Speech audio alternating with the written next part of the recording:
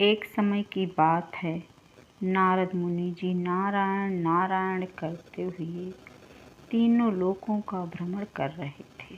भ्रमण करते हुए उन्होंने देखा कि तीनों लोकों में राधा की जय जयकार हो रही है। उन्होंने सोचा कि मैं खुद कितना बड़ा हरि भक्त हूँ, हर वक्त नारायण नारायण का जाप करता रहता हूँ। मेरा श्री कृष्ण के प्रति जो अटूट प्रेम है वो भी किसी से छुपा नहीं है, परंतु केवल राधा का चारों दिशाओं और तीनों लोकों में गुणगान हो रहा है। नारद जी अपने मन में इस दुविधा को लिए हुए श्री कृष्ण के पास आ पहुँचे। पहुंचकर उन्होंने देखा कि श्री कृष्ण जी सिर दर्द से कराह रहे हैं।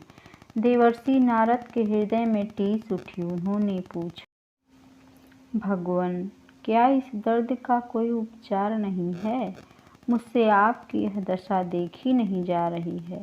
कृपा करके इसका उपाय बताएं। अगर मेरे हृदय के रक्त से इस दर्द का इलाज हो पाए तो वह भी बताएं। श्री कृष्ण जी बोले, मुझे रक्त की आवश्यकता नहीं है। हाँ, अगर मेरा कोई भक्त अपना चरणोदक किसी भक्त के चरण से धुला हुआ पानी पिला दे तो यह दर्द वेदना शांत हो सकता है। नारद जी सोच में पड़ गए। भक्त का चरणोदक भगवान के श्रीमुख में। आखिरकार नारद जी रुक्मिणी जी के पास पहुँचे और सारा हाल कह सुनाया। इतने में रुक्मिणी जी बोली, नहीं नहीं देवर्षि नारद जी, मैं यह पाप नहीं कर सकती हूँ।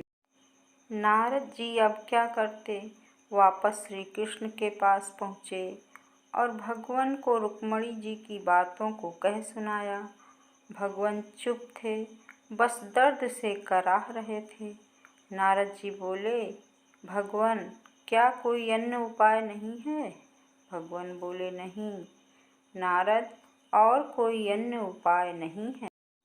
थोड़ी देर बाद भगवान बोले, नारद, ऐसा करो, तुम एक बार राधा के पास चले जाओ। नारद जी तुरंत राधा के पास चले गए और उन्हें श्री कृष्ण का सारा हाल बताया। नारद जी की इन बातों को सुनकर राधा की आंखें भर आईं और उन्होंने तुरंत एक जल से भरा पात्र मंगवाया और उसमें अपने दोनों पांव डुबा दिए। ये देख महर्षि नारद जी ने कहा, राधा, क्या तुम्हें पता है कि इस जल को भगवान को पिलाने से तुम्हें पाप भोगना पड़ेगा? राधा बोली, आप इस जल को तुरंत ले जाइए और मेरे कृष्ण को पिला दीजिए। मुझे पता है इसके लिए मुझे नरक में भी जगह नहीं मिलेगा और मुझे अनेक यातनाएं झेलनी पड़ेंगी, परंतु मैं अपने कृष्ण की सुख के लिए अनंत काल तक दुख और यातना भोगने के लिए तैयार हूँ। राधा की इन बातों को सुनकर नारद जी निरुत्तर हो गए और श्री कृष्ण के पास आ पहुँचे। श्री कृष्ण को चरणोदक दिए और राधा की सारी बातों को कह सुनाया। यह तो केवल भगवान की लीला थी। उन्होंने नारद जी से कहा, नारद, यह काम तो तुम भी कर सकते थे, आखिर तुम भी तो मेरे भक्त हो। देवर्षि नारद जी की आंखें नीची थीं।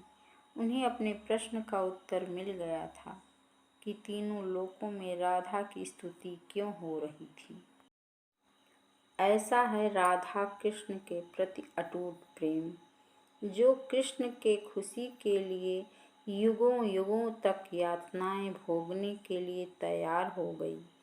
अगर किसी के प्रति आपका निस्वार्थ प्रेम होता है तो वहाँ सिर्फ देने की बात होती है, लेने की नहीं। और जहाँ लेना देना व स्वार्थ हो वहाँ प्रेम कैसा, वह तो एक व्यापार हो गया। इस कहानी का तात्पर्य केवल और केवल ज्ञान बांटना है, किसी प्रकार की धार्मिक आहत करना नहीं।